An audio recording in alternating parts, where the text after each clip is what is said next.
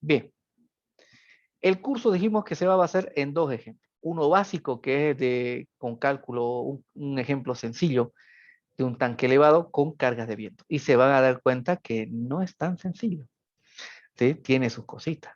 Y después veremos un ejemplo real de una vivienda de dos plantas, ¿sí? Esa vivienda de dos plantas tiene todo lo necesario para que nosotros podamos aprender lo básico del CIPK, ¿sí? Para hacer una vivienda de dos plantas. Después, para hacer un edificio ya de cualquier tamaño, ya es el nivel 2. Y si ustedes quieren aprender a hacer plateas pilotadas, dobles sótanos, ¿sí? Losas postezadas, peritajes de estructuras, ¿sí? Los dobles sótanos tienen muros pantallas, entonces se hace por fase. Eso viene a ser el nivel 3. Sobre el software, dijimos, porque hay otros que recién están entrando, no es necesario todavía bajarlo. Miren, esta es la versión 2022.c, todavía no está disponible para descarga. Miren, ahí está la versión 2022.c. Yo tengo acceso adelantado para poder ver qué se está haciendo y nos ha decepcionado que en esta versión no va a salir, estaba ya puesta aquí, que era el nuevo software de conexiones de madera de cualquier forma, hasta con chapas metálicas, pernos, tornillos.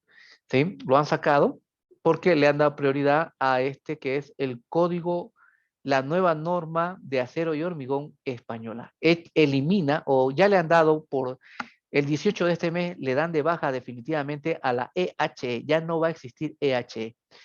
Hablábamos con España que era la EH del 2018 y no se hizo la 2018. Al final es el código estructural español, donde está madera, donde está hormigón y acero y sus combinados. ¿Sí? Tiene 1680 páginas su normativa. Y igual que los bolivianos, le hicieron a las apuradas y le están dando palo duro y parejo. CIPE ha puesto todos sus recursos humanos porque el 18 entra en vigencia, entonces antes del 18 va a salir esta versión, ¿sí? Las licencias que le van a llegar son temporales de 2 meses, es decir, que si ustedes bajan la 2022.b, no pasa nada, la instalan. Y cuando salga la 2022.c, la instalan y sigue corriendo, actualizan. ¿Sí? ¿Qué actualizaciones va a salir mejoras? Sobre los muritos, todas esas cuestiones. Le han sacado hartas cosas acá. Muros ménsulas se iba a integrar con CIPK, con muros de pantalla, que iba a ser, eso sería espectacular, pero ya nos lo han dicho hoy que saldrá en la D. La D sale en noviembre, finales de noviembre, comienzo de diciembre. ¿Sí? Ya no es todos los meses. Entonces, esas son las mejoras constantes que se van haciendo. Entonces, por eso no bajen todavía ninguna versión hasta que yo les diga, les dé el link. ¿Listo? Sigamos entonces acá. Vamos a comenzar con el ejemplito básico, dijimos, y después un ejemplo de una vivienda real. Para eso vamos a ver primero la teoría. Libros, le voy a pasar un montón de libros que ustedes tienen, por ejemplo, libros de aquí, libros. El libro que yo lo tengo original, estos de acá, ¿sí? José Calavera. Jiménez Montoya está bueno para comenzar, pero este es el papá, ¿sí? Este libro es muy bueno, tienen para un par de años para estudiarlo. Si alguien me dice, lo voy a comenzar desde el primer capítulo, está equivocado. No se trata un libro de estudiarlo desde el primer capítulo, sino el tópico que a mí me interesa. Por ejemplo, si yo quisiera ver escaleras o deformaciones, que es lo que vamos a hablar, entonces buscaré, porque yo he estudiado deformaciones, ¿cierto? En la universidad. Entonces aquí estará bajo norma, me dirá algo, cosas novedosas que no haya visto, ¿sí? En la maestría de metálica, por ejemplo, de España, hablamos sobre resistencia de materiales a nivel atómico, ¿sí? Ahí uno recién aprende por qué los soldadores dicen buen grano. Yo le escuchaba a un familiar que tengo que es soldador de nivel 3, este material de esta máquina que llegó rota tuya, me dice, no, tiene buen grano, me. Ah, la cosa, tío, que lo suelde, Leo, ¿no? Yo ni siquiera la entendía. Ya en la maestría sabemos por el nivel atómico cómo está compacto o no el metal y su característica, que si es fácil o no de soldar, que eso es lo que le da, es de ahí donde dice buen grano. ¿sí? Entonces, hay cositas que uno va manejando en la universidad de lo básico, pero afuera uno se va puliendo, ya sea por cuenta propia estudiando o haciendo un curso superior. Entonces, acá, este libro, ustedes van a ver cositas que están por encima de lo que nos han enseñado en la universidad. No quiere decir que lo de la U no sirva. Lo que se ve en la universidad es simplemente el arranque, ¿sí? Y aquí en España es así. Simplemente es lo básico para que uno arranque.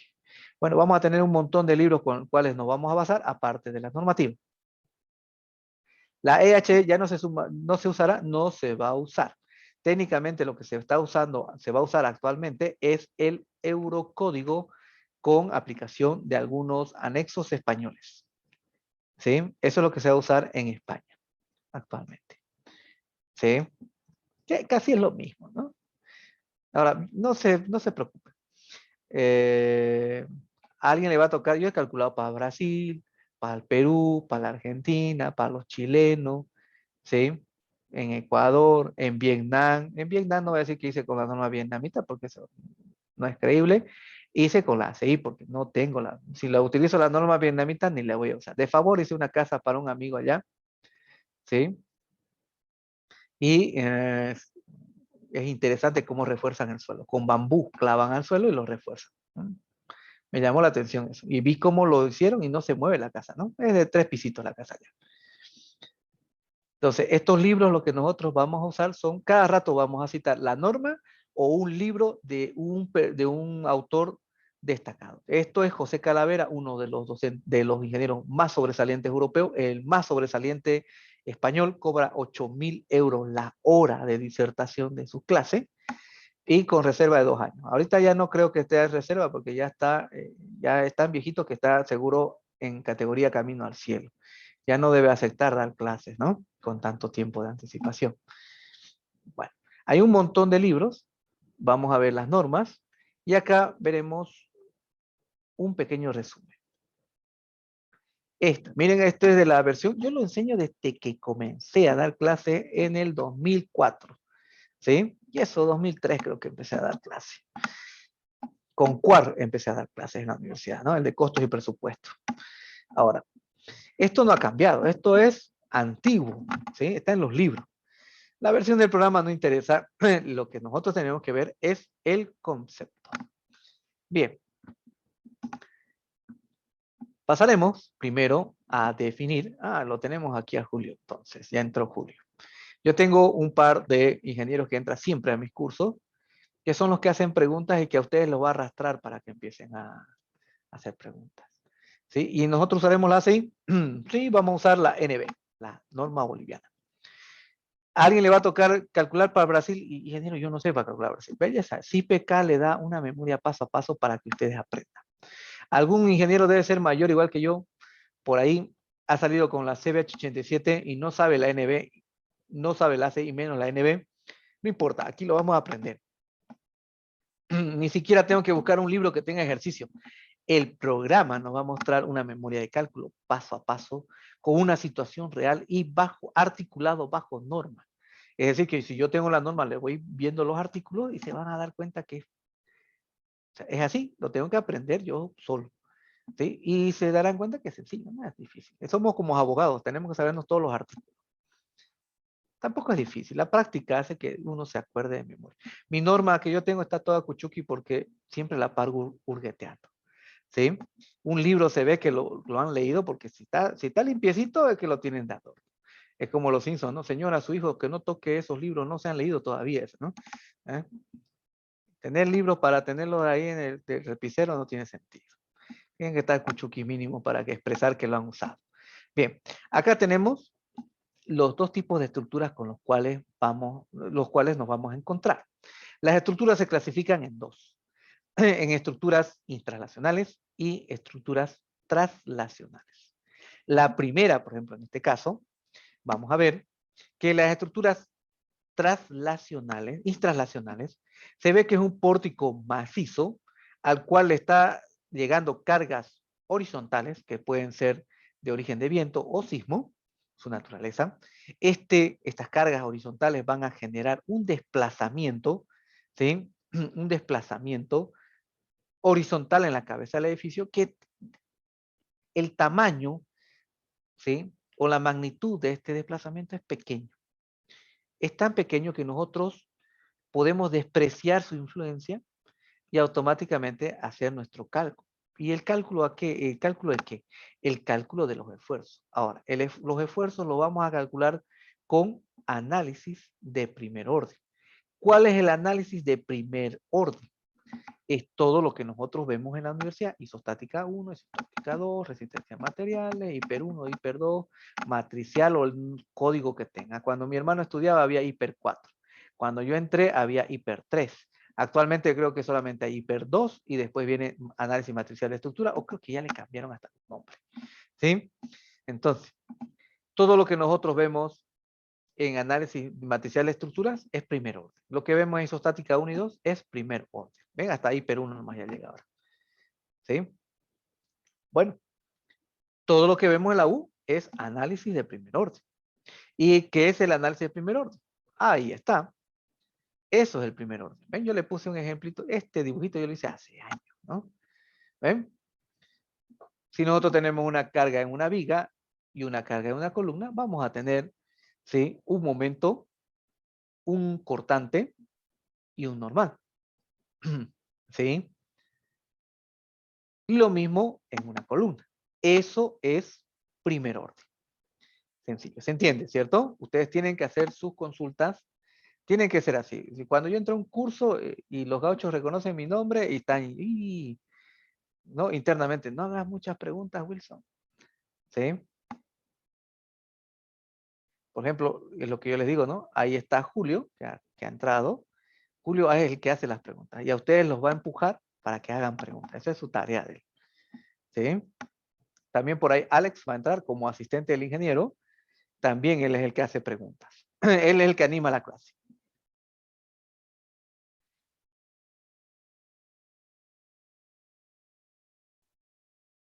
Sigamos entonces. Ahora, los esfuerzos se calculan como nosotros lo conocemos, todo lo que hemos visto en la universidad. El diseño de las columnas. El diseño de las columnas nosotros lo empezamos a utilizar en estructuras intranslacionales, ¿sí? Lo empezamos a usar aquí con los ábacos. ¿Cuándo hemos visto estos ábacos? Estos ábacos lo hemos visto no en hormigón 1, ¿no? Que yo me acuerdo, no sé si el ingeniero ya se los presenta. Estos ábacos los vemos en metálica, ¿sí? Ahora, los valores. Sencillo. A ver, me cancho un ratingo. Ahí está. Los valores. Cuando la estructura es intranslacional, quiere decir que es muy rígida, el valor más pequeño es 0,5. El valor intermedio del estudio al pandeo para las columnas, aquí es 0,7. Y el máximo valor que puede tener el factor a pandeo es 1. El primero que nosotros estamos viendo, este, 0,5, ¿a qué corresponde? Corresponde lo que nosotros hemos visto en resistencia de materiales, es empotrado, ¿cierto? El 0,7, este de acá, es empotrado articulado. Y este 1, que es el estudio palpandeo, el factor palpandeo, viene a ser articulado, articulado o apoyado, apoyado. Se están recordando, ¿no? ¿Sí? Empotrado, empotrado 0,5, empotrado, articulado 0,7 y 1 viene a ser articulado, articulado o apoyado, apoyado, como lo quieran decir. ¿Ven? Está sencillito. Es lo que vimos en resistencia de materiales cuando empezamos a ver las ecuaciones de Euler, ¿sí? Para ver el P crítico. Bueno, está sencillo. Esta gráfica está en el libro de Jiménez Montoya. También está, no lo usamos en las materias de metálica y madera. Y ahora simplemente ya no es la gráfica, ahora ya hay una fórmula. ¿Ven? Hay una fórmula. Entonces esta fórmula lo que yo puedo hacer es ponerlo en mi HP o en un Excel y ya no necesito la gráfica. ¿De qué depende esta fórmula? Ah, de la rigidez que tienen los nudos. ¿Ven? Y ahora esto de acá el 1 es la rigidez de las columnas, de arriba y abajo, como se muestra aquí en este gráfico. ¿Ven? Si yo estoy calculando esta de acá, tengo columna arriba, columna abajo, entonces este de aquí, vamos a darle este término, que lo voy a colocar así, esta parte de arriba, esto representa la rigidez de las vigas, de las columnas de viga, ¿sí? Las de arriba y las de abajo. Yo lo voy a marcar así, es esta y esa que le está llegando al nudo que estoy estudiando, ¿sí? Ahora, la parte de abajo está sencillito, es las vigas. Entonces, las vigas que les llegan en el sentido que esté estudiando es esa. ¿Ven? Módulo de elasticidad, inercia y su longitud. Está sencillo para poder determinar. Entonces, ¿cuáles son los valores intermedios? El mínimo es 0,5, el medio es 0,7 y el máximo 1. Empotrado, empotrado, empotrado articulado y articulado, articulado. ¿Ven? Sencillito. Ya sea por la gráfica o ya sea por la formulita para poder determinarlo. Vamos más abajito. Ahora, ¿qué son las estructuras traslacionales? Porque dijimos que son dos. ¿Sí? Este es el segundo tipo de estructura. Veremos que el pórtico ya es más delgadito, está más flaquito, ¿sí? Con las fuerzas horizontales que le llega por viento o sismo, el desplazamiento que se da en este pórtico ya tiene una magnitud la cual me va a afectar, ¿sí? El comportamiento de la estructura, es decir, los esfuerzos que se van a dar en la estructura, y ya no puedo despreciarlo, tengo que incluir. Para poder incluir su efecto de el desplazamiento que se genera por las fuerzas horizontales, necesito hacer un análisis de segundo orden, aparte de hacer el análisis de primero. Ahora, ¿cuál es el análisis de primer orden? Dijimos, el sencillo, este, ¿no? El que vemos siempre. Ahora, ¿cuál es el análisis de segundo orden? Antes de pasar a esto del análisis de segundo orden, ustedes quiero que me respondan qué representa esta rayita. ¿Qué representa esta rayita? A ver, respóndame en el chat, ¿qué representa esa rayita ahí? Tanto de la viga como de la columna. Representa la sección, es la columna, pero es el baricentro o el eje neutro, ¿sí? En este caso es el baricentro, ¿no? De nuestra barra, ya sea una viga o ya sea una columna. Ahora, lo que nosotros estamos viendo acá, estos triangulitos, o este de acá, representa el apoyo, ¿cierto? Esto en las vigas puede representar una viga que se apoya sobre otra viga, o puede representar un pilar y otro pilar. Y en las columnas puede representar un pilar más abajo o puede representar el cimiento. Es un elemento lineal, ¿ven? Ahora, eso nos lo muestran en isostática 1, nos enseñan, ¿no? Los baricentros. Isostática 2 empezamos ya a calcular momento, que la derivada del momento es el corte, ¿sí? Y cuando el corte es 0, el momento es máximo, un montón de cositas ahí, ¿sí? Bien, pero siempre es la rayita. Cuando ya vamos a resistencia de materiales 2, nos enseñan a calcular la deformada, ¿no? A través del método de los tres momentos, ¿sí? O a través de la doble integración, que ese es el que tiene más precisión. La doble integración, por ejemplo, algo que me gustó del libro de Alemán, que es el docente de la privada, ¿cierto? Que tiene sus libros. Su libro de matricial es una recopilación de unos 5 libros que hay del exterior. Al final, matricial es una sola, ¿no? ¿Sí? Sino lo que uno busca cuando hace un libro, y esa es la gracia que tiene su libro, ¿sí?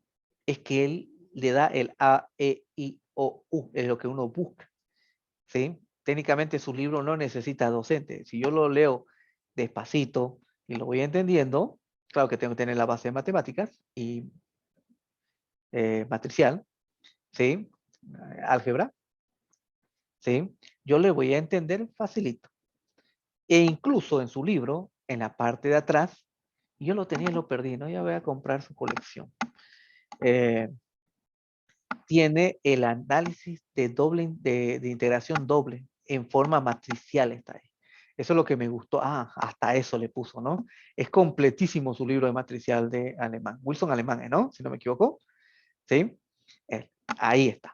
Entonces, la doble integral, cuando nos presentan el método de integración doble para calcular la deformación de una pieza en resistencia de materiales 2, ¿sí? Recién nos damos cuenta para qué diablos nos servía todo lo de matemáticas de los primeros semestres. Y el que no aprendió bien, se fregó. Y tenemos que resolver una serie de ecuaciones lineales ahí, y si lo ponemos, lo compactamos en una matriz y lo meto a mi calculadora, lo puedo resolver. Y si me lo dan a mano, también podría resolverlo, pero voy a tardar un montón. Si me dan una calculadorita sencilla, ¿no? Lo puedo resolver.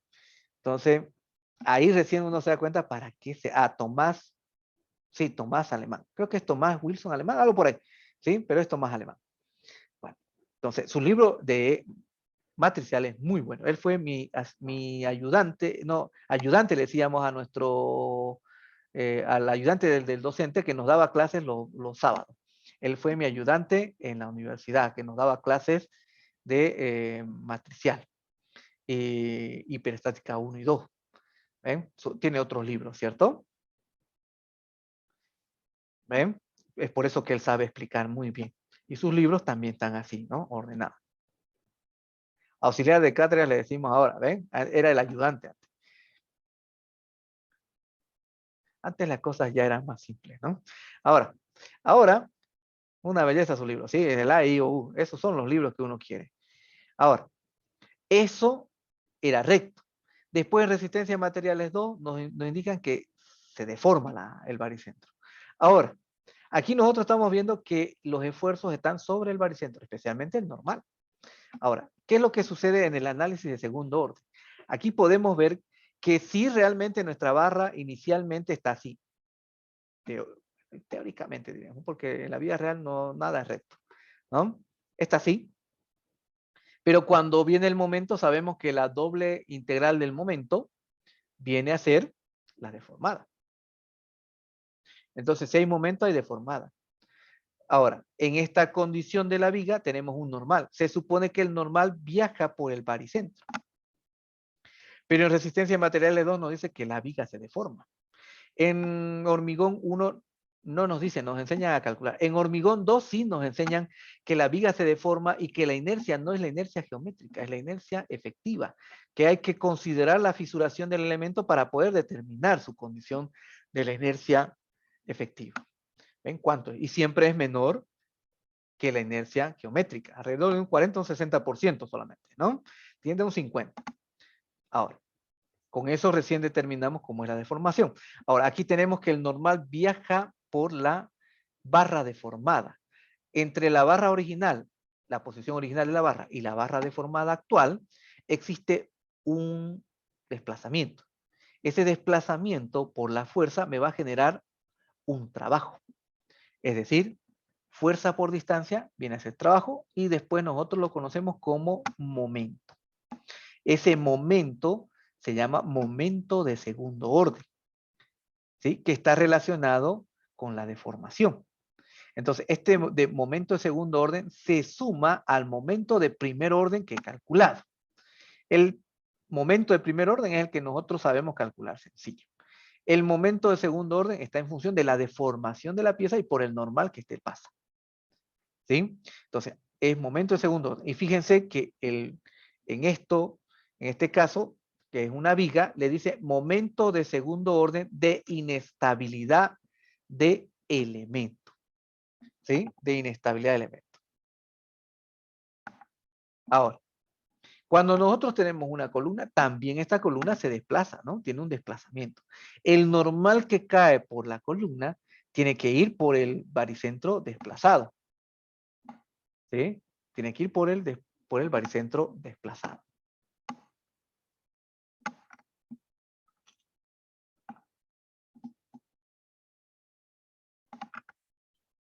Ese normal que aparece en la viga con respecto al normal que aparece en la columna, ¿cuál de los dos es más grande? A ver, ¿el normal que pasa por la viga o el normal que está en la columna? todos van a decir el normal que pasa por las columnas porque por ahí pasa el peso total de la estructura y se va al cimiento. Este desplazamiento por el normal me va a generar un momento de segundo orden. Ese momento de segundo orden, fíjense, momento de segundo orden de inestabilidad de estructura. ¿Vieron? Tiene un nombre específico. Ahora, comparemos los nombres. Dice inestabilidad de elemento y aquí dice inestabilidad de estructura. ¿Ven? ¿Cuál de los dos creen que es más importante? ¿La viga o la columna?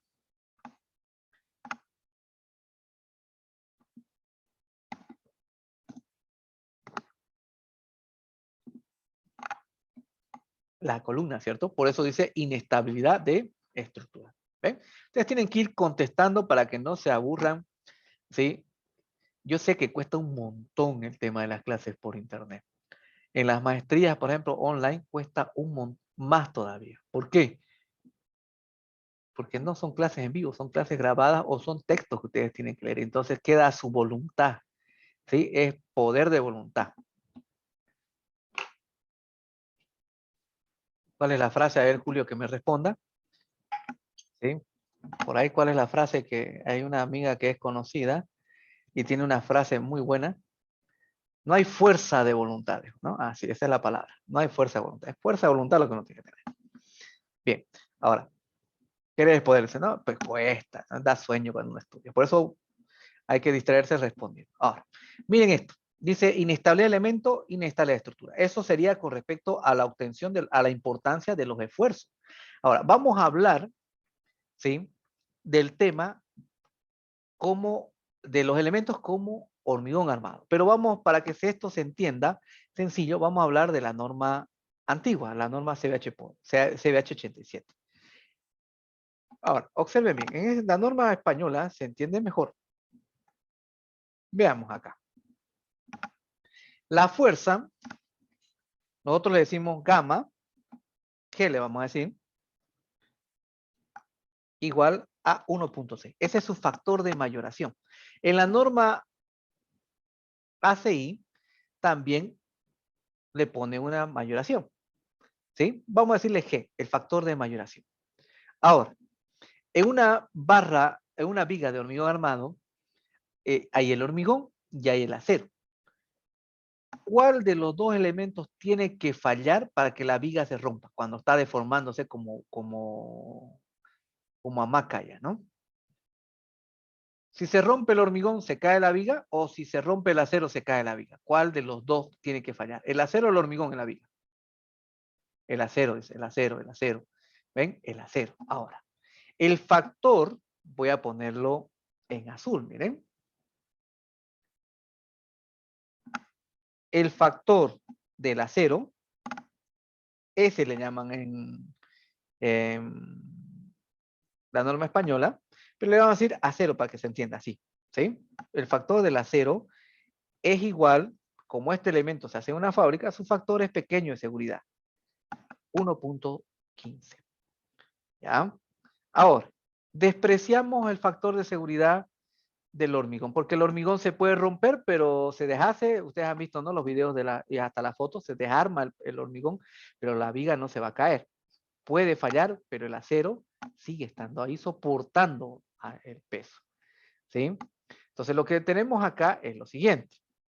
Un factor combinado de seguridad. Miren, aquí vamos a poner. Factor combinado de seguridad. Así. Ahí. El factor combinado de seguridad, factor combinado, vamos a poner así, es igual a G por FA. Que eso va a ser igual a ¿qué?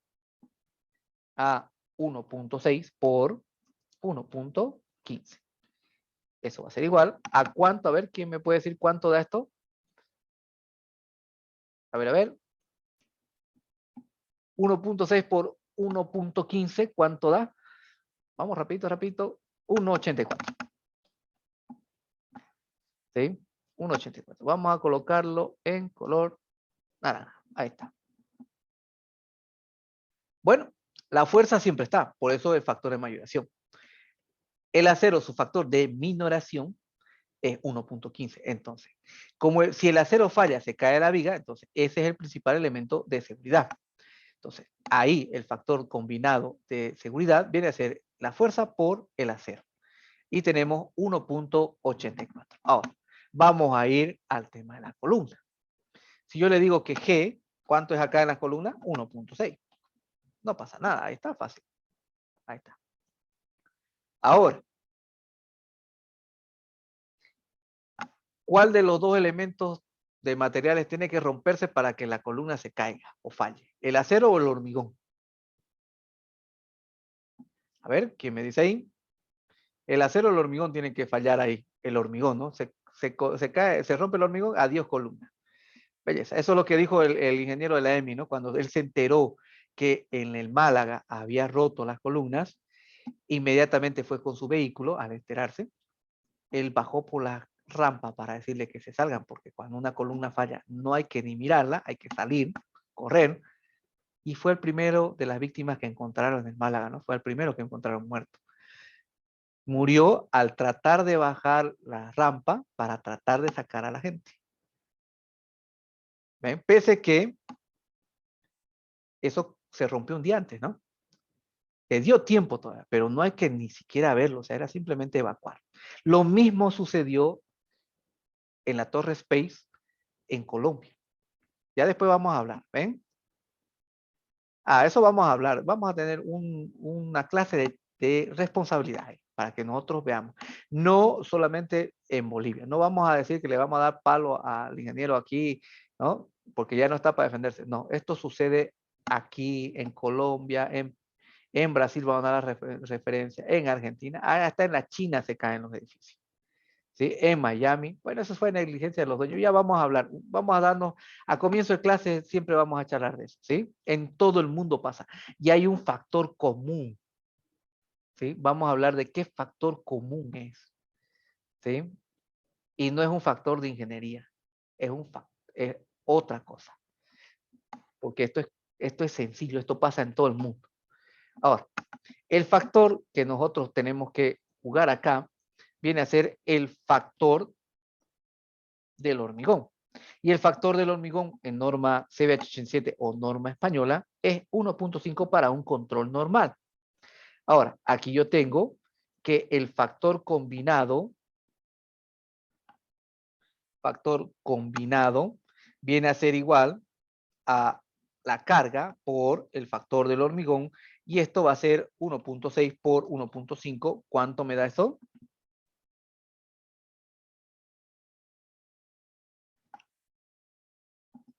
2.4.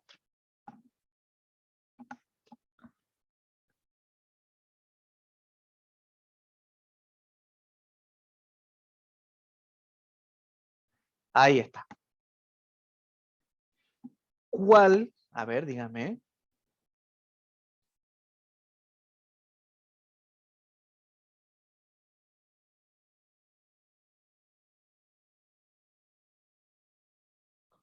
¿Cuál de esos dos tiene más valor?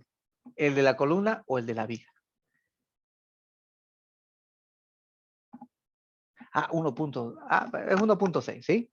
Este aquí es 1.6. Vamos a agarrar y vamos a corregir acá.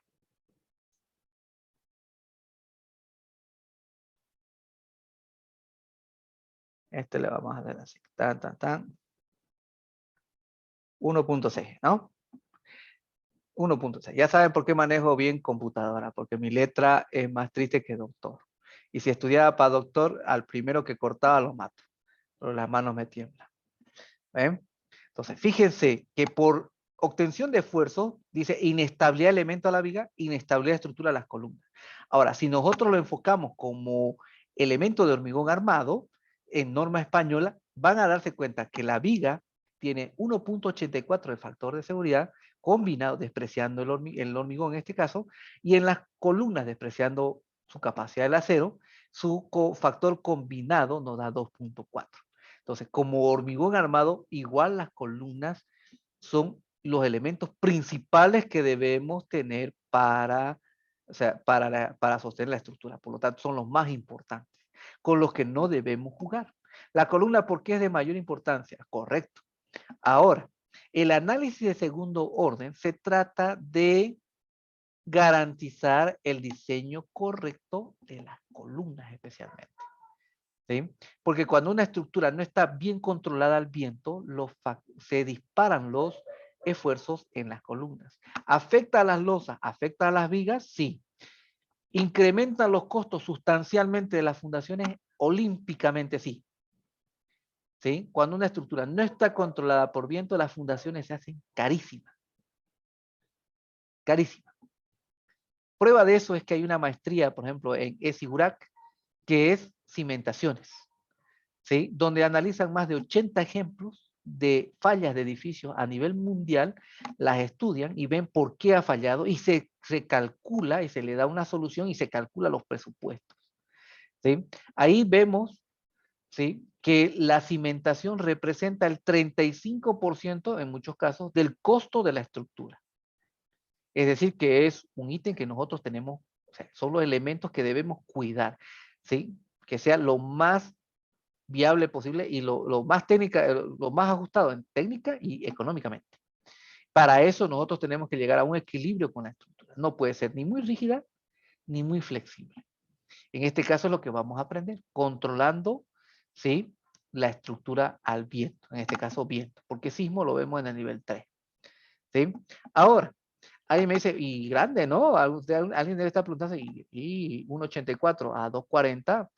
Vamos a ponerlo para que ustedes lo entiendan. Si le llegan 100 toneladas a esa viga, para que esa viga se rompa, tiene que llegarle 184 toneladas. Si a esa columna le llega 100 toneladas, para que esa columna rompa, diría, si a esa columna le llega 100 toneladas, para que esa columna se rompa, tiene que llegarle 240 toneladas.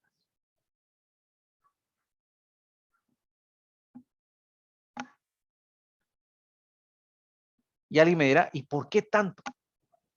Ah, ¿qué pasa cuando uno le pela?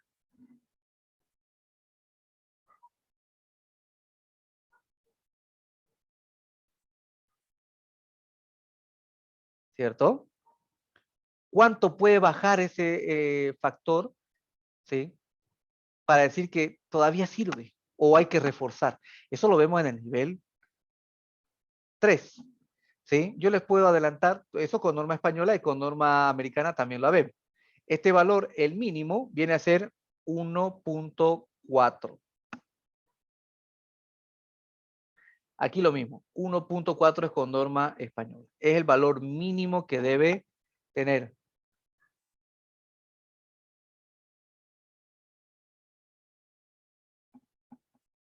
¿Sí? 1.4, 1.4. ¿Saben cuánto era el factor de seguridad combinado en el Málaga? ¿Alguien se anima a decir? El factor combinado en el Málaga era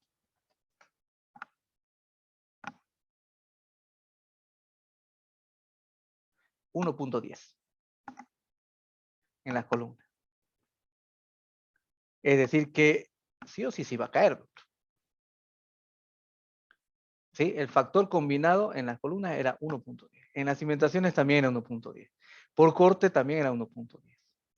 En flexión ya no tenía nombre, ¿no? Pero donde sí falla una viga es por cortante.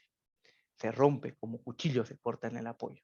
Entonces es 1.10. Por esa razón se caen los edificios. ¿Ven? Porque juegan demasiado con los factores.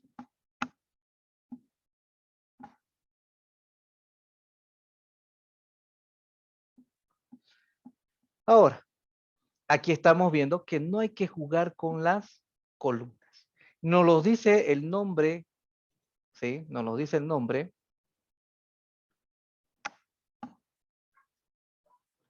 Aquí, de inestabilidad de elemento, inestabilidad de estructura, e incluso en el análisis como hormigón armado, sabemos que las columnas son más importantes. Entonces, ¿qué es lo que nosotros hacemos? Lo que nosotros hacemos, ¿sí?, en el análisis de segundo orden que vamos a aprender a hacer el método simplificado es garantizar el buen diseño, especialmente de este elemento principal que viene a ser las columnas. Ahora, sobre el diseño de las estructuras traslacionales que nosotros estamos viendo, dijimos que los esfuerzos se calculan por primer orden y por segundo, ¿cierto? Y el segundo, lo que estábamos viendo, que está en función de su deformación. Belleza. Hemos visto que las columnas son más importantes que las vigas, tanto con los nombres que nos dan en el tema de obtención de sus esfuerzos, al igual que lo que pusimos hace un momento, que es como elemento de hormigón armado. Pero aquí viene lo complicado. ¿Cómo obtengo este esfuerzo? Vamos a poner un caso. Supongan ustedes, ¿sí?, que yo tengo aquí un momento de primer orden igual a 100. 100 lo que sea. ¿Sí? 100. Se supone que el momento se lo integra 2 veces y me da la deformada. Entonces, aquí yo voy a colocar momento de segundo orden y diremos que este me da 15 toneladas. Entonces, yo voy a agarrar acá y le diré momento total, A, vamos a decir, igual a 100 más 15, igual a 115. Ahí está. Así.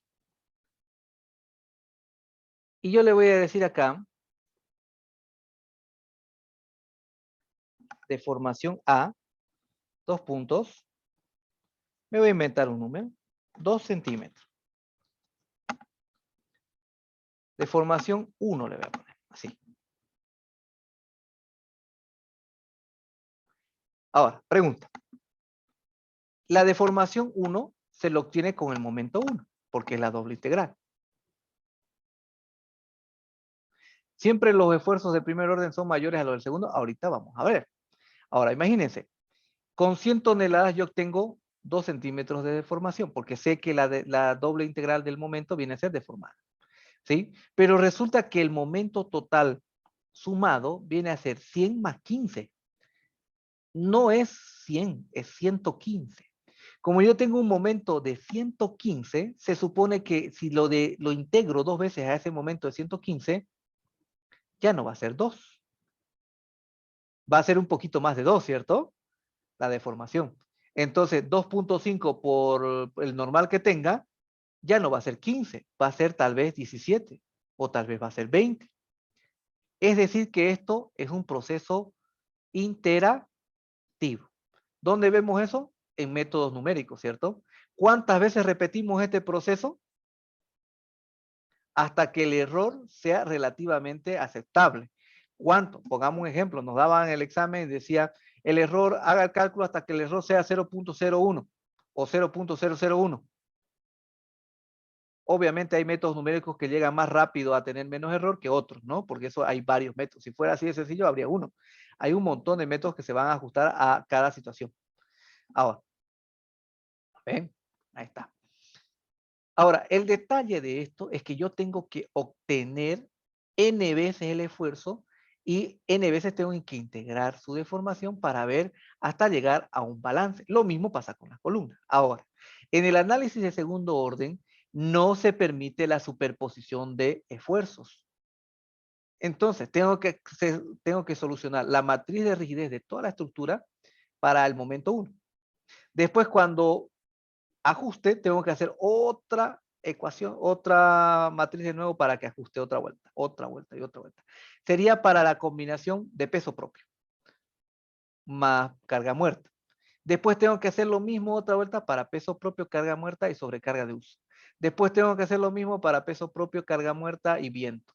Después tengo que hacer así para las 16 o 32 combinaciones que hay que hacer n veces hasta que se equilibre para cada una de ellas, porque no se puede interpolar, o sea, no es lineal el cálculo.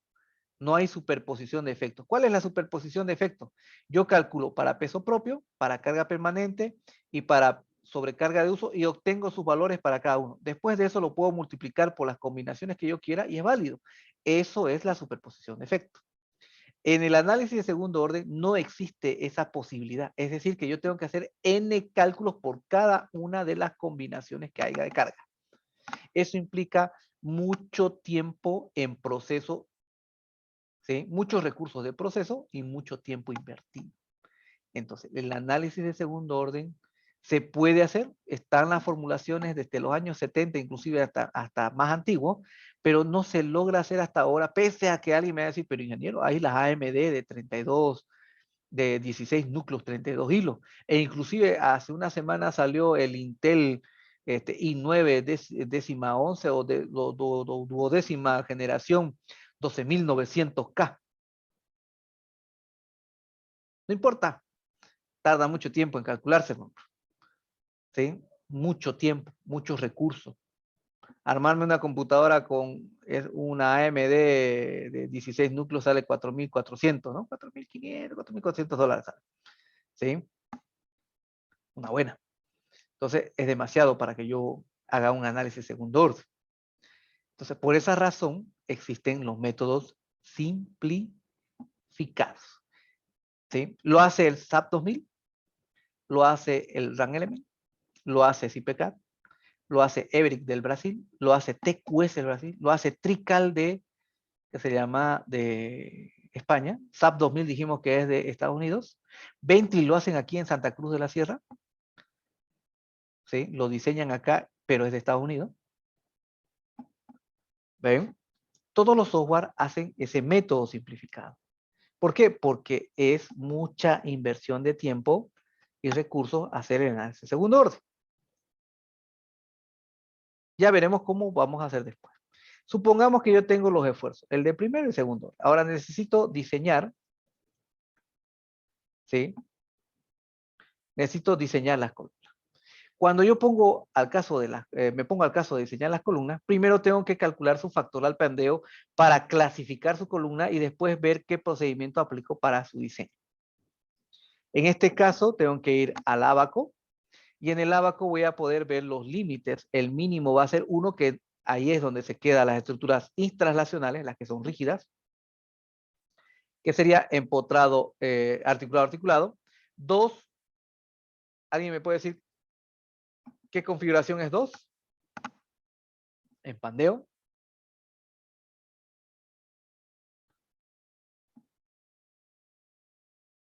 Empotrado libre, correcto. Empotrado libre. Y aquí, como dicen los dibujos animados, a lo infinito y más allá, hasta el infinito. Voladizo también, belleza, está así. ¿Ven? Entonces, ¿qué es lo que sucede acá? Siempre en una estructura interrelacional, el mínimo va a ser 1, que es muy poco probable, el término medio es 2, empotrado libre, y el límite es el infinito. El infinito. Bueno, ahora, vámonos al comienzo de nuevo. Dijimos que había dos tipos de estructuras, ¿no? Ya hemos visto que estas de acá, las primeras, son estructuras bastante rígidas, donde se aplica todo el análisis de primer orden que nosotros aprendemos en la universidad, ¿sí? Y su factor de pandeo mínimo es 0,5, intermedio es 0,7 y máximo es 1. En estructuras translacionales son estructuras más flaquitas, menos rígidas, ¿sí? En las cuales yo necesito hacer un cálculo más complejo para la obtención de los esfuerzos de primer y segundo orden. Una vez que determino eso, tengo que clasificar mis columnas, ¿sí? Y sabemos que su factor mínimo al pandeo es 1. 2 es el intermedio, que es empotrado libre, y el infinito es el límite. No hay superposición de efectos en los esfuerzos, por lo tanto, su cálculo es muy tedioso y poco práctico, vamos a decir ahí. Ahora, ¿en cuál creen que caen las estructuras de hormigón armado? ¿En el 1 o en el 2? A ver, ¿en cuál de esos creen que caen todas las estructuras? Ni siquiera las de hormigón. Vamos a decir las que a ustedes se les ocurra. De madera, 1, ¿no? Intranslacionales. 2, dice ahí, translacionales. Bueno, ¿dónde están esas condiciones para clasificar la estructura? Vamos a irnos a este libro, que yo se los voy a compartir despuesito. Aquí.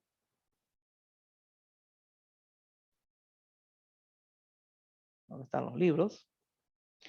Lo que yo estoy avanzando está en este libro, en el 4, pilares. Depende de cuánto se mueve esa, ¿no? Belleza, está bien. Ven, cada uno tiene su idea y cada uno es válido. Vamos a ver qué nos dice el anexo 1.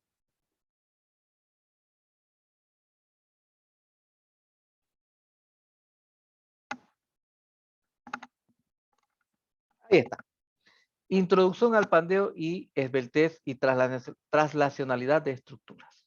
Este es el anexo 1 del libro de CIPK. No viene con el instalador. Son libros que se compran aparte. Pero hay un brasilero que se dio la tarea de escanearlo y gracias a él, ¿no? Lo tenemos así. Aunque no le gusta lo de CIPE, ¿no? Este libro yo lo tengo original. Ahora, es muy bueno. Con el tiempo ustedes van a querer tenerlo original, porque no es lo mismo leerlo en la computadora que leerlo en el papel. ¿Sí? Y no es papel, es finito el libro, vale la pena tenerlo. Bueno, aquí habla sobre la esbeltez, sobre las normas americanas, las normas brasileñas, las normas españolas, quién lo ha planteado mejor, ¿sí? ¿Cuánto cuesta? Como 80 euros, 50 euros está este libro. Pero aquí lo tienen en PDF. Más adelante, cuando sean más grandes, ya se va a poder comprar el libro fácil, ¿no? Como dice, ¿no? Ando en micro, pero después me voy a comprar una moto de esas de carreras, ¿no? Belleza. Lo mismo. ¿Ven? Ahora, fíjense acá. Habla sobre la norma española, belleza. Y aquí vamos a ver sobre estructuras intranslacionales. Aquí estamos viendo en la página 1 del anexo 1, la página 6 del anexo 1, ahí tenemos las condiciones para poder clasificar nuestra estructura y si esta cuadra con estas condiciones, mi estructura es intranslacional. Ya hay una ecuación para mayor a 4 pisos y para menor a 4 pisos. Resulta que se ha hecho pruebas, ¿sí? Se ha hecho pruebas y aquí también me lo dicen, nos lo dice acá el libro.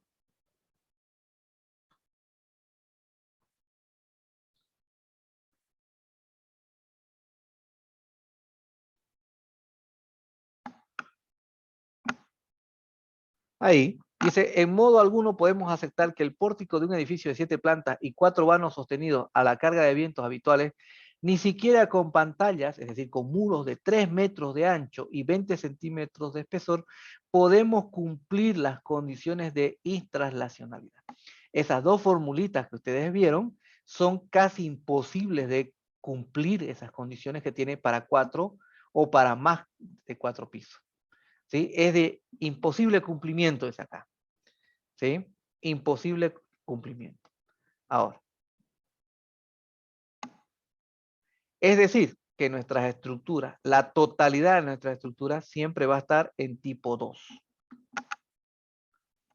Va a ser estructuras translacionales en la cual tengo que hacer el análisis de segundo orden, donde no hay superposición de efectos, donde el cálculo es interactivo hasta encontrar un equilibrio, ¿sí? Y nuestras columnas se tienen que dimensionar, ¿sí? Con factores por encima de 1 en pandeo, intermedio 2 y el límite es el infinito. Ahora, el tema es eso. Nunca va a ser 1, siempre va a ser 2. Pero ¿cuál es el problema acá? El problema es que pone como condición acá los expertos en un edificio de 7 pisos con 4 tramos, ¿sí? Y con cargas de viento habituales, ni con 3 metros de ancho y espesor de 20 centímetros en muro podemos cumplir. Es decir, que no se puede cumplir esa condición. Y ahí viene la discusión. La estructura no solamente es rígida por la estructura, el edificio no es rígido solo por la estructura de hormigón, metálico, madera, sino es un todo. ¿Sí? Es un todo. Los muros le aportan rigidez. El contrapiso le aporta rigidez. Muchos van a escuchar, esta losa vibra. Ah, no te preocupes, cuando le pongamos el contrapiso va a hacerse más rígida. Y cuando le pongamos el piso ni se va a mover. ¿Es verdad o mentira? Sí, es verdad. Deja de mover un poco, ¿no? Mejora. ¿Por qué? Porque le está aportando rigidez.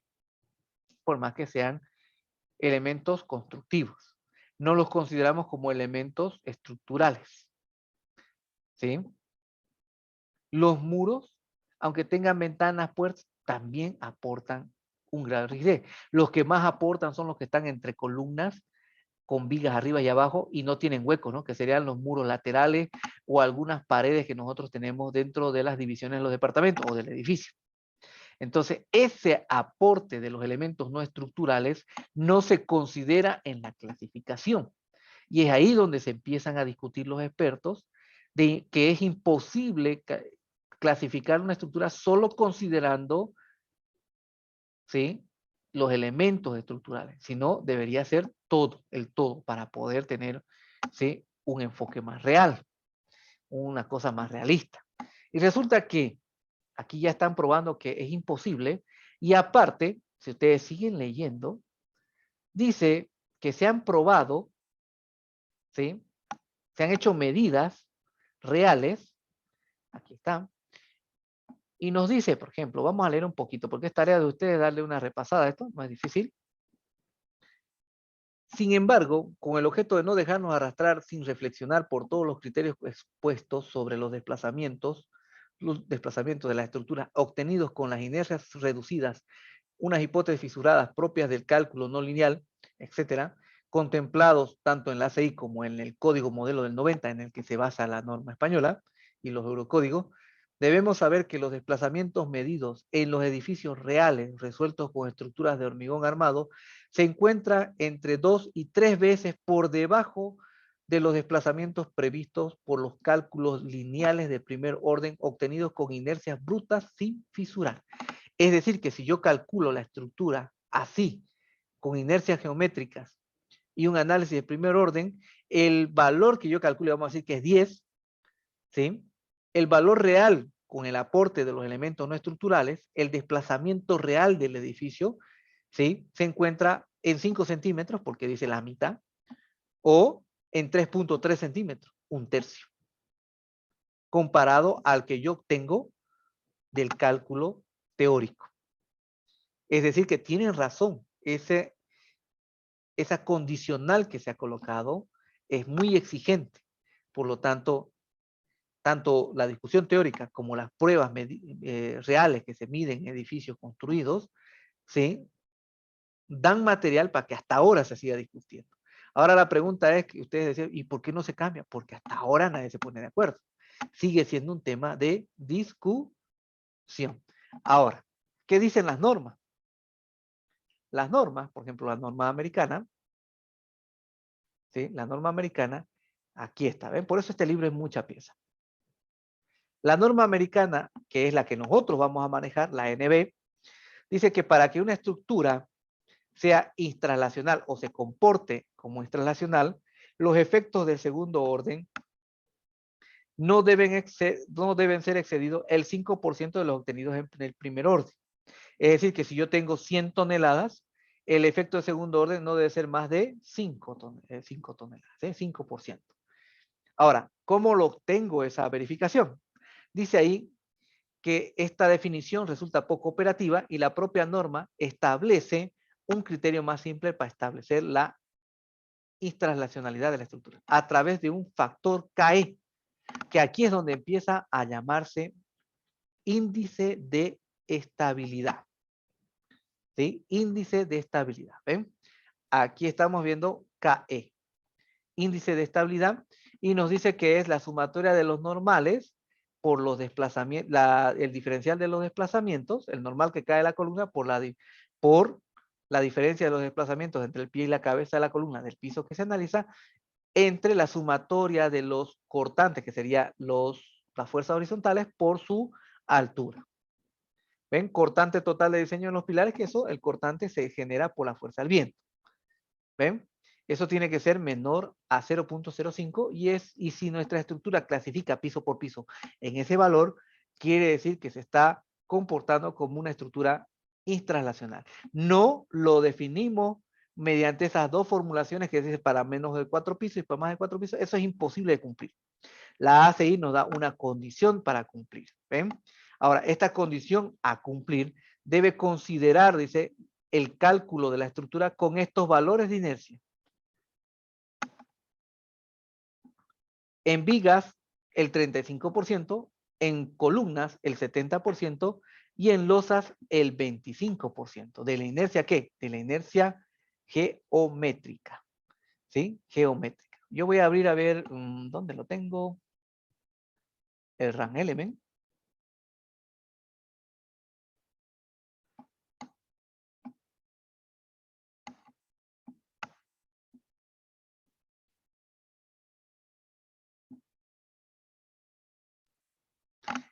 A ver, se entiende, ¿cierto? Lo que estamos hablando. ¿Sí? Vamos a ver acá, cerramos acá. Yo lo tengo aquí, el RAN element. En miembros, ¿dónde está? Por aquí, que esto casi no lo manejo.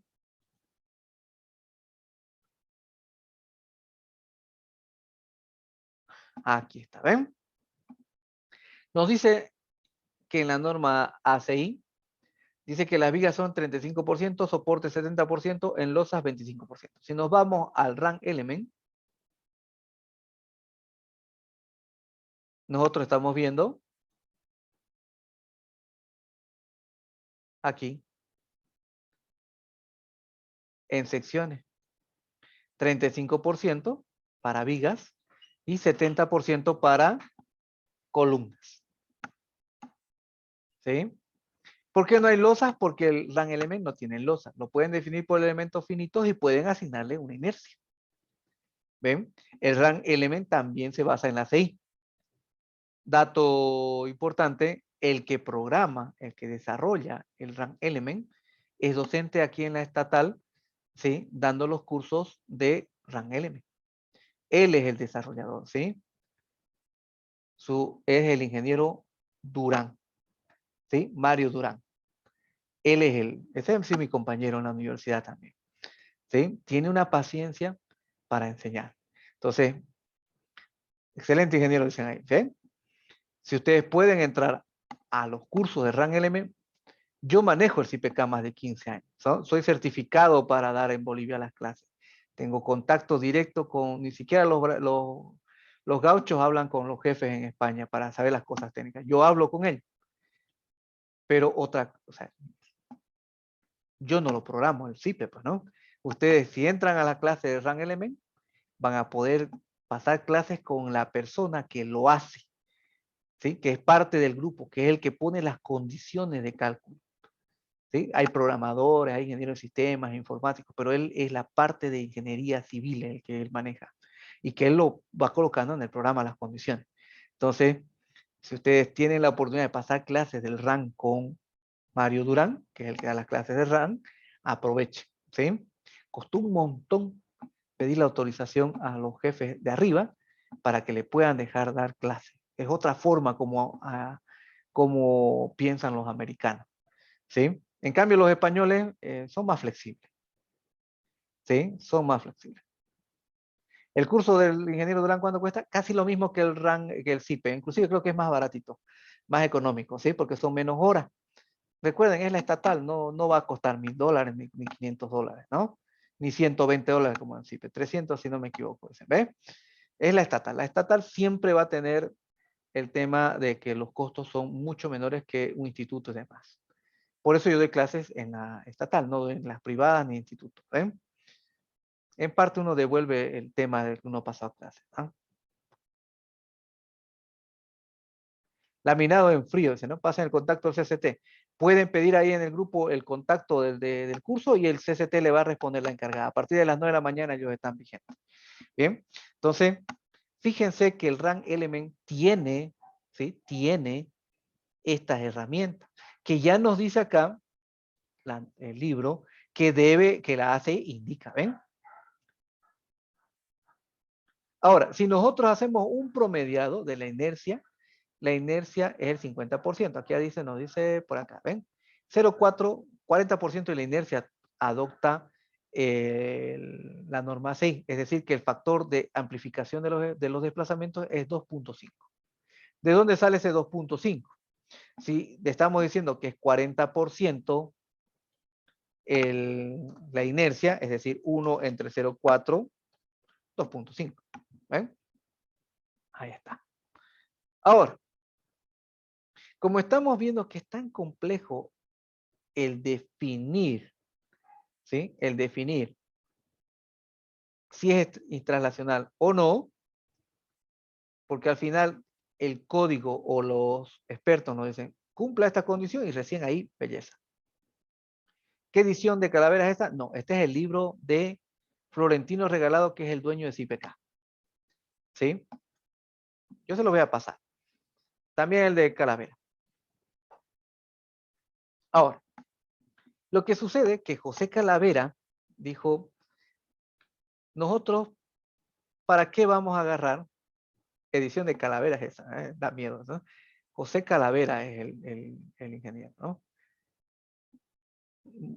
Hay bolivianos que han tenido la suerte de pasar clases con él. ¿Sí? Conozco un ingeniero que ha sido, su tutor ha sido Florentino Regalado, dueño del CIPE, un español, ese es Moisés, ¿no? El que maneja el representante para Latinoamérica de Civil Studio. Su docente ahí es. El tutor de su tesis doctoral de Florentino Regalado ha sido José Calavera. Como no, para uno grande hay uno más grande todavía que le va a guiar. Veamos acá.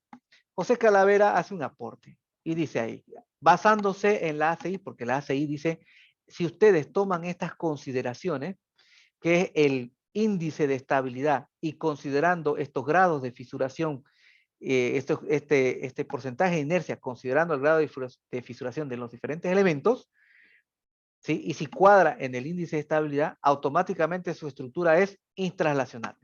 Se comporta como el que está arriba, donde el análisis de primer orden es válido, ¿sí? Y las columnas se calculan con un máximo de pandeo igual a 1. Entonces, ¿qué es lo que dice José Calavera? Partiendo de eso, desarrollan una ecuación, ¿sí? Que a esa ecuación, vamos a verlo por acá, ¿sí? Ahí está, ¿ven? KE es índice de estabilidad de la norma americana. Se va desarrollando y llega a una expresión más sencilla. Y esta expresión, por ejemplo, el KE representa el factor por cada piso. En cambio, la última expresión, ese gamma Z, representa el comportamiento global del edificio. Por eso se llama factor de estabilidad, ahí está, estabilidad está 2 veces, factor de estabilidad global de estructura. ¿Sí? Eso es, factor de estabilidad global de estructura, gamma sub Z o FB. Tiene que ser menor o igual a 1.10. ¿Eh? Eso es. ¿Qué representa el 0.10? Nos dice que el factor de pandeo, el factor de incremento por esfuerzo segundo orden, no deben ser de más del 10% del primero. Ahora, ¿cómo yo calculo? Se hace de esta forma. Primero, se calcula la estructura con cargas gravitatorias, es decir, con los pesos gravitatorios, sobrecargas, todo. ¿Sí? Con inercias normales, inercia geométrica, base por altura al cubo sobre 12. Ahora, después se calcula la estructura con las fuerzas horizontales, ¿sí? También con la inercia al 100% geométrica. Ahora, los desplazamientos que se obtienen con el segundo cálculo, que es el que incluye las fuerzas horizontales, se incrementan por 2, dice acá. ¿Ven? Aquí, por 2. ¿Qué significa 2?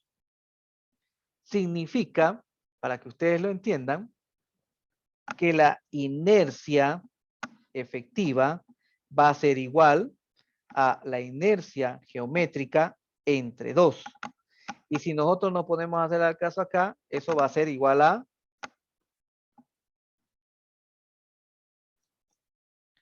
0.5 de la inercia geométrica.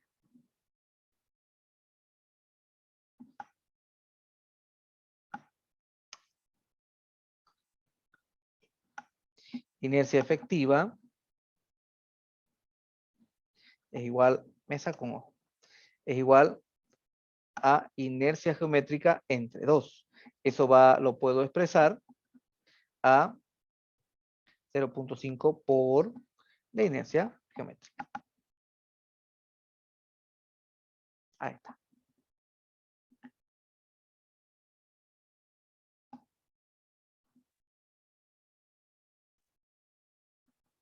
¿Ven?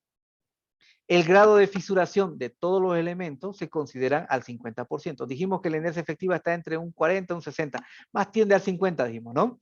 Entonces, en el cálculo de los esfuerzos se lo hace con una simplificación, considerando la inercia efectiva al 50%. ¿Pero para cuál?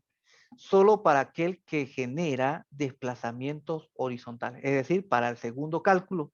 El primero solo considera las cargas gravitatorias, el segundo modelo considera las cargas horizontales. A esos desplazamientos del segundo modelo, con cargas horizontales, se multiplican los desplazamientos por 2, es decir, que es lo mismo considerar el 50% de la inercia en el cálculo o directamente multiplicar los desplazamientos obtenidos con las inercias netas y al final multiplicarlo por 2 es lo mismo. ¿Por qué? Porque el cálculo que se hace es un cálculo de primer orden donde la superposición de esfuerzos, ¿sí?, son válidos. Por lo tanto, el cálculo es lineal. Entonces puedo multiplicar, dividir lo que yo quiera. ¿Sí? E incluso, fíjense, José Calavera da una condición más. Dice aquí que acá está, cuando ustedes tengan estructuras con una esbeltez menor o igual a 2, directamente ustedes pueden considerar la inercia al 100%. Es decir, que el factor de amplificación va a ser 1. ¿Cómo yo calculo eso? La esbeltez de un edificio. La esbeltez de una columna, ¿cómo es?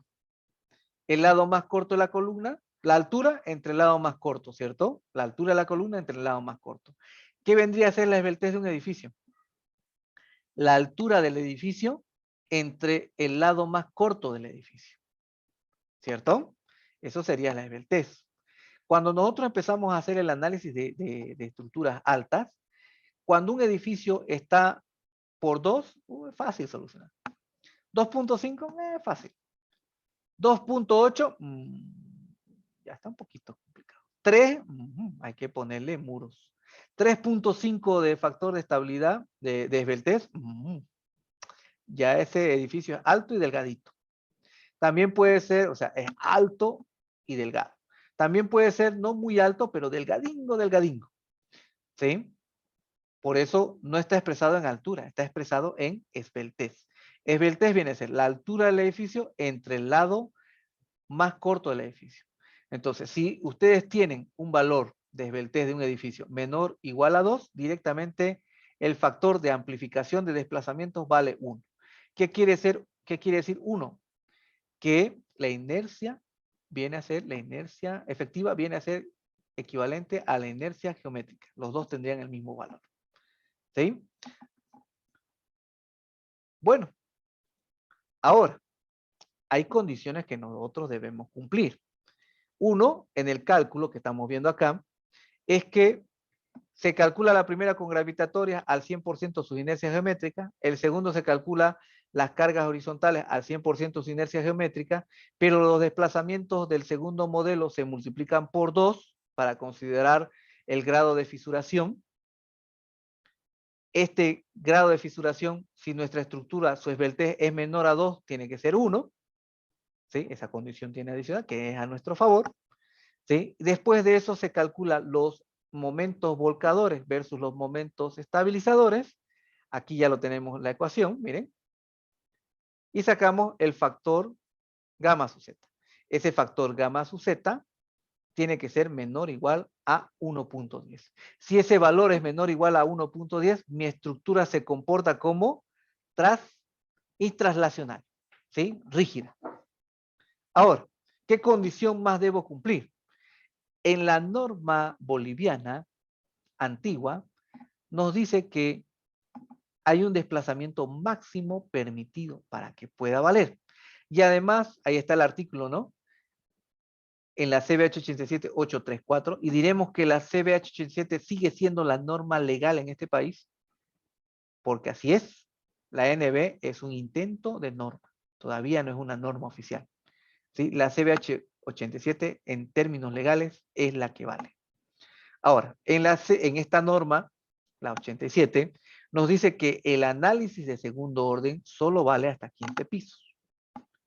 Donde el máximo desplazamiento en la punta del edificio, ¿sí?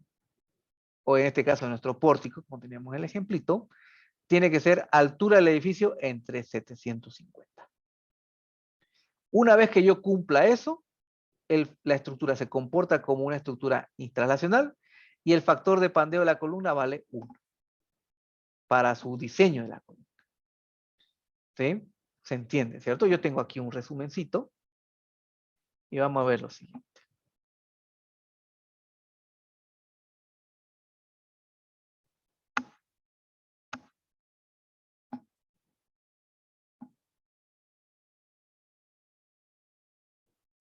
Ahí está. Ahí lo tenemos. Entonces, el análisis de segundo orden simplificado o análisis P delta, que ya es conocido, hay libros y libros de esto, ¿sí? Primero tenemos que hacer factor de amplificación de desplazamientos, tiene que ser igual a 2. ¿Ven? Eso quiere decir que es el 50% de la inercia geométrica. Pero existe una condición. La altura del edificio entre el ancho del edificio, si es menor o igual a 2, entonces este 2 se vuelve 1 a favor nuestro. Listo. Yo habilito esto cuando tiqueo análisis segundo orden en CIP. Condición que debo cumplir. El desplazamiento máximo permitido viene a ser H sobre 750. H viene a ser la altura del edificio. Ahora, una vez que hago el cálculo con eso, hago el cálculo, veo el desplazamiento que cumpla y además tiene que cumplir el punto 3. El factor de estabilidad global de estructuras viene a ser 1.10. Tiene que ser menor o igual. Ahora, en el CIPE se llama FB. Gamma sub Z es su nombre teórico. Ahora, ¿para qué es eso? Para que el punto 4, el diseño de las columnas, con los esfuerzos obtenidos que ya son válidos, ¿sí? El factor de pandeo sea 1. Con ese factor de pandeo yo clasifico mi columna y en función de su clasificación saldrá el procedimiento de diseño de ese soporte o de ese pilar o de esa columna. ¿Ven? Ahora, si yo cumplo el paso 1, el paso 2, el paso 3, mi estructura no la tengo que clasificar directamente. Esta ya se comporta como una estructura translacional. ¿De dónde está basado todo este análisis? De los parámetros que nos da la ACI. Y como la NB es una copia de la ACI, también está especificado este procedimiento. Simplemente lo que nosotros estamos viendo es un procedimiento más desarrollado donde nos da un valor general, ¿sí? Que ese valor general nos va a garantizar el comportamiento de la estructura, no en sí la verificación que se hace piso por piso, como dice la norma, sino este es un criterio mucho más global, ¿sí? Que como deriva del principio, ¿sí? Del índice de estabilidad, el KED, entonces es un proceso más pulido. Y es mucho más referencial, porque piso por piso no me da tanta cancha. Este nos dice cómo en sí el edificio se está comportando. ¿Nos mandará ese documento? Sí, sí, sí, se lo voy a mandar. ¿Sí? Ahora, ¿qué pasa con este valor? ¿Qué es al final este gamma Z? Este gamma Z, ¿por qué es gamma? Porque los gammas son factores de amplificación, de mayoración o son factores de minoración, ¿cierto? Gamma F es factor de mayoración de cargas en norma española. Gamma S es factor de reducción de resistencia del acero. Gamma C, factor de reducción de resistencia del hormigón. ¿Ven? ¿Y qué es entonces este gamma Z? ¿Dónde entra en juego este gamma Z? Porque no es solamente hacer el análisis en segundo orden, decir, funciona bien, le pongo 2, el desplazamiento es H sobre 750, el factor de estabilidad es igual a gamma Z 1.10 y mis columnas ok. No, estamos diciendo que existe un incremento de esfuerzo que se da por segundo orden. Ese incremento del esfuerzo es este máximo permitido que es el 10% con respecto al primero. Pero ¿dónde entra en juego entonces el efecto del segundo orden si estamos haciendo todo cálculo de primer orden? El cálculo simplificado se basa en análisis de primer orden.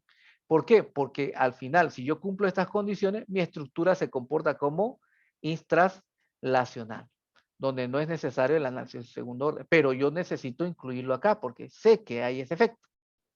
Y ese efecto lo estoy reduciendo a un mínimo aceptable, que es 1.10, a un máximo aceptable, diría, ¿no? 1.10 es el valor máximo que puede obtenerse. ¿Sí? Ahora, ¿dónde entra? Fíjense acá. Tengo la combinación 1. ¿Sí? Ahí tengo la combinación 1. En la combinación 1, ustedes van a ver que dice, esto está con norma americana, ¿ya no? Con la NB. 1.4 por peso propio, más 1.4 de la carga muerta. Belleza. Esas son gravitatorias o cargas horizontales, se generan cargas horizontales. Son gravitatorias, ¿cierto? El primer modelo. No pasa nada. En la segunda combinación hay peso propio, hay carga muerta y hay sobrecarga de uso. Esas son gravitatorias, es decir, en el modelo 1, ¿cierto? ¿Cuál es el modelo 1? El que estábamos viendo aquí en el PDF, ¿no? Aquí. El modelo 1 viene a ser el primero, donde están las cargas gravitatorias. Y el modelo 2, donde están las cargas de viento. El factor de pandeo de columnas es cualquier tipo de columna circular, rectangular o cuadrada. Sí, correcto. ¿Sí? No discrimina porque se está basando en la rigidez del nudo, no en la sección de la columna. ¿Sí? La rigidez del nudo está en función de la sección porque recién ahí aparecen las inercias. ¿Ven? Aquí observen esta parte. Aquí está, ¿ven? Módulo de elasticidad y inercia. Inercia del pilar. Eso ya va a ser si es cuadrado, circular, ¿sí? En L, lo que sea. La inercia del pilar. ¿Ven? Y este sería la longitud del pilar. Por eso este es un diagrama general que utilizamos tanto en hormigón como en metálica, porque está en función de la inercia que sería la sección que este tenga. Puede ser cualquiera. ¿Ven? Bien, belleza. Sigamos acá, miren. Se nos está yendo el tiempo.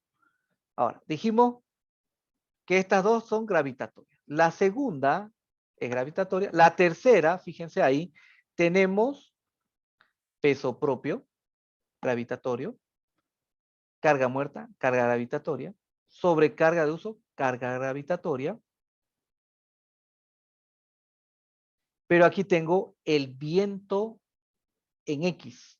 El viento en X es la que genera, es la hipótesis que me genera una carga horizontal. Esa carga horizontal me genera ese desplazamiento horizontal. Ese desplazamiento horizontal es el que me genera los esfuerzos de segundo orden. Ahora, como en esta combinación 3 existe el viento en X, ahí voy a colocar gamma sub Z 1. ¿Ven? Ahí está. Sé que el factor de mayoración de carga es 1.6 por el gamma Z. Y aquí estoy colocando un ejemplo, ¿ven? 1.2 por peso propio, 1.2 por carga muerta, 1.6 por sobrecarga de uso. Ahora, 1.6 por 1.098, que viene a ser el gamma sub Z, me va a dar como resultado un valor de mayoración de cargas o de esfuerzos, ¿sí? Superior al que tenía de partida. ¿Cuánto era el valor de partida? 1.6. ¿Cuánto es el valor final considerando el análisis segundo orden simplificado y castigando solo a la hipótesis que genera el desplazamiento horizontal, que en este caso sería viento? 1.7568. ¿Ven? Muchos dicen que el incrementar el desplazamiento igual a 2 es doblar los esfuerzos. Dice, es una ridiculez, ¿cómo vamos a exagerar? Esas personas no han leído o no han comprendido correctamente el análisis de P delta. Solo castiga, lo que estamos viendo aquí, solo castiga, ¿sí?, a la hipótesis que genera ese desplazamiento horizontal. Y estamos viendo acá que es 1.6 multiplicado por su gamma, su factor de estabilidad global que saca para esa combinación, porque para cada combinación donde haya fuerza horizontal va a generar 1, ¿sí? Y ese multiplica. Entonces su valor real de incremento viene a ser apenas 1.75. ¿Ven? Es decir, sería más el 9.8%. ¿Cuánto es el máximo permitido? 10%. ¿Será que es una exageración calcular con las cargas de viento y hacer un cálculo correcto tomando en cuenta, ¿sí?, las inercias fisuradas y demás a través de un método simplificado? ¿Es una exageración? No, es lo más correcto. ¿Y qué es lo que estoy haciendo? Estoy garantizando que esta estructura se comporta como translacional y especialmente estoy garantizando el diseño correcto de mis columnas. Uno, valido los esfuerzos y otro, garantizo un buen diseño de mis columnas. ¿Por qué las columnas? Porque son los elementos principales en una estructura. Para cada dirección del viento usa ese mismo factor de estabilidad. No. Como cada combinación va a generar un desplazamiento horizontal, o sea, cada hipótesis, ¿sí?, del viento va a generar un desplazamiento diferente en el sentido y orientación que se analice. Para cada uno de ellos va a calcular un factor de estabilidad global, ¿sí? Si su estructura no es regular y tiene 8 hipótesis de viento, 8 factores gamma sub z. Si tiene 16 combinaciones con viento incluido, 16 gamma sub z va a calcular. ¿Qué es lo que va a hacer el programa? Les va a mostrar el mayor en X positivo, Y en X negativo, Y positivo y Y negativo. ¿Vieron? Así va a ser. ¿Cuánto es el máximo permitido? 1.75. ¿Sí? Déjenme, ya se nos cumplió nuestra hora, pero miren, yo les voy a dar un detalle. Vamos a ir a ver el famoso programa TQS.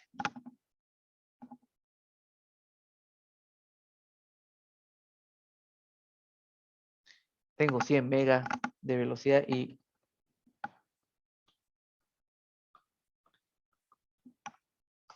no sé qué pasa. A ver. Me saco un ojo.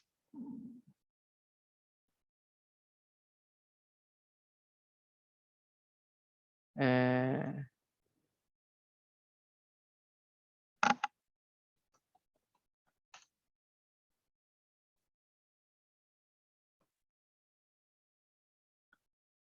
no me acuerdo la bendita contraseña, ¿no? Pero, a ver, vamos a ver, déjenme ver un ratingo.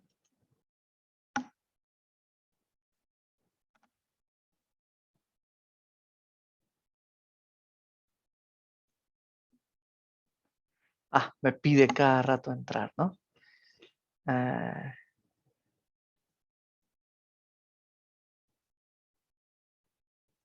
Mi configuración. Ya, vamos a hacer lo siguiente. Los brasileros, ¿sí? Los brasileros se permiten este valor.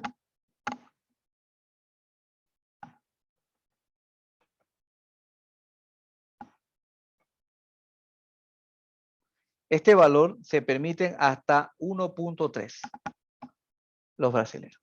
Este de acá. Así. 1.3 se permite. Pero ese valor implica que el edificio se mueve mucho. Edificios, ¿desde qué altura se les debe considerar ese factor de seguridad? Toda estructura que tenga cargas horizontales debe hacerse un análisis de segundo orden. ¿Ven? Esa es buena pregunta. Lo que nosotros estamos viendo ante cargas horizontales. Cuando tenga viento o cuando tenga sismo.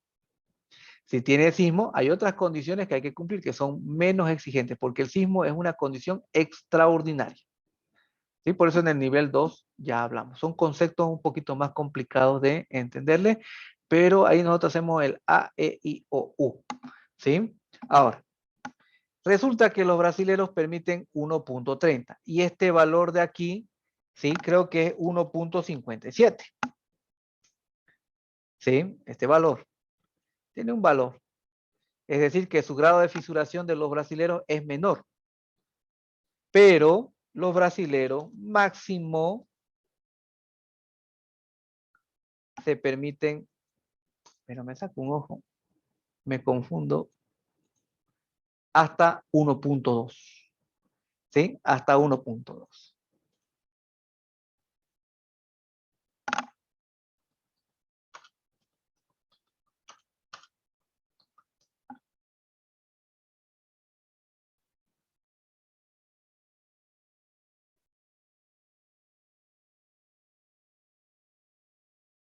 A ver, déjenme ver. En Brasil, ¿sí? Sucede que edificio de Brasil se mueve.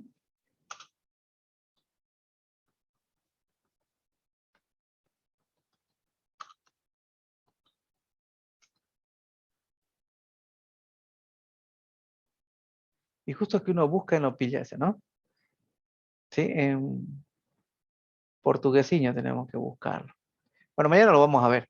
Resulta que hay un edificio en Brasil, que este edificio hubo una tormenta y el video se ve como la piscina empieza a rebalsar en los departamentos de superlujo, ¿sí? Y todo el mundo decía se va a caer, y es uno de los edificios más caros del Brasil y es grandísimo. Todos los ingenieros salieron y dijeron, es normal que un edificio se mueva por el viento, no se va a caer. Pero obviamente que la gente como no sabe, piensa que porque bota agua, ¿sí? La piscina empieza a moverse, empezó a oscilar y botó el agua, y se va a caer. Ahora, existen condiciones de que no se va a caer, no se va a caer, pero hay unas condiciones de servicio que cuando una persona ya ve que se comporta de esa manera, se marea, o el simple hecho de ver que eso se mueve, ¿sí? Le da esa inseguridad, automáticamente esa estructura queda fuera de servicio. Para eso existen condiciones, ¿sí? Que se hacen en Brasil bastante, y ese edificio seguramente no ha clasificado, que es el análisis dinámico por viento. Y existe el cálculo de las frecuencias, ¿sí? Por viento del edificio. Y existe el estudio de unos chinos y unos japoneses que está en varios lados, ¿no? Pero hay un libro que se llama Aerodinámica, ¿sí? Civil aplicado a edificios, de Menzenwer, es otro ingeniero aeroespacial español, ¿sí? Y él tiene al final del libro, tiene las condiciones que estos chinos, un chino o un japonés creo que es el que ha puesto en valor de las frecuencias para que sea imperceptible, perceptible, molesto y no soportable. Entonces, lo que nosotros vemos, ¿sí? Esas condiciones son para ver si la estructura, ¿sí? Puede soportar. Ahí está, ¿ven? Alguien me lo ha pasado. Ahí está, la oscilación del edificio. Otro dato curioso, por ejemplo, cuando se cayó el Málaga en el 2011, a la siguiente semana o a los días, ¿sí? Se cayó un edificio de más de 20 pisos en Belén, que es Brasil, y eso se cayó por una tormenta, se movió tanto que se cayó. Murieron albañiles ahí, los que cuidaban, porque todo el mundo corría porque ese edificio se movía como limpia vidrio, y ese tema fue igual sonado, pero nosotros estábamos cometidos con el Málaga tratando de rescatar a las personas, ¿cierto? Entonces, edificios se caen en todos lados, y vamos a ver más adelante que es una condición clásica, ¿sí? O sea, aquí podemos ver cómo el edificio ha empezado a moverse y ha empezado a botar el agua. Y ahí están los ingenieros, ¿sí? Ahí lo compartió Dávalos, ¿sí? Hay unos edificios de más de 80 pisos, creo que va a tener, que lo están por terminar en Brasil. Esos son muy esbeltos, ¿ven? Calculen la esbeltez de esa cosa. Está por encima, a ver, uno, dos, por encima de tres hasta cuatro de esbeltez debe estar, ¿sí? Son muy complicados de poder controlar en forma estructural sencilla, con elementos estructurales simples, la estructura. Ya eso se debe coordinar con pequeños elementos robóticos que hay para que compensen con sensores. Por eso los edificios en otros países no se mueven, porque esos sensores activan, ¿sí? Esos brazos hidráulicos que generan cargas equivalentes como un péndulo. ¿Han visto ese péndulo gigante en el Taipei 101? Eso ya es cosa del pasado. Existen unas pequeñas arañitas como amortiguadores que son con sensores, todo electrónico, y eso se lo va distribuyendo en partes estratégicas de la estructura del edificio para que el edificio ni siquiera se mueva, ¿sí? Entonces, estos edificios en el Brasil podrán ser adelantados todos, pero no han querido gastarse ese tipo de, implementar ese tipo de tecnología para garantizar que eso no suceda. ¿Tiene arreglo? Tiene arreglo, pero es con harta plata. ¿Ven? No pasa por meterle más hormigón, pasa por ya instrumentar el edificio y hacerlo inteligente. ¿Ven? Ahí pueden ver, han hecho unas tomas de cómo el edificio se mueve. Entonces, los edificios siempre se van a mover, pero la clave es controlar. Eso vamos a ver mañana. ¿Sí? Mañana vamos a hacer el ejemplo rápido, yo les voy a explicar y vamos a hacer un montón de variaciones para poder cumplir esas condiciones. Y vamos a ver que ese ejemplito tan sencillo, que es un tanque de 100 cubos del FPS, pareciera simple, la cosa, 2, 4 columnas locas con un tanque encima, es mucho, muy complicado darle solución. ¿Ven? Ingeniero, disculpe, ¿va a tomar asistencia? No. La encargada, hay una encargada que después les va a tomar asistencia. Ahorita ustedes han entrado, a unos han entrado a media clase, no pasa nada. Después van a tomar la asistencia, ¿sí? Hay una encargada que captura, va capturando y después va pasando los datos a su planilla. Por eso tienen que entrar con su cuenta, con su nombre, si no, no los va a reconocer ella. ¿Sí? Los edificios que tienen forma puntiaguda, como por ejemplo el Burj Khalifa aplica fórmulas de Esbeltez, sí va a aplicar las fórmulas de Esbeltez con un equivalente, ¿sí?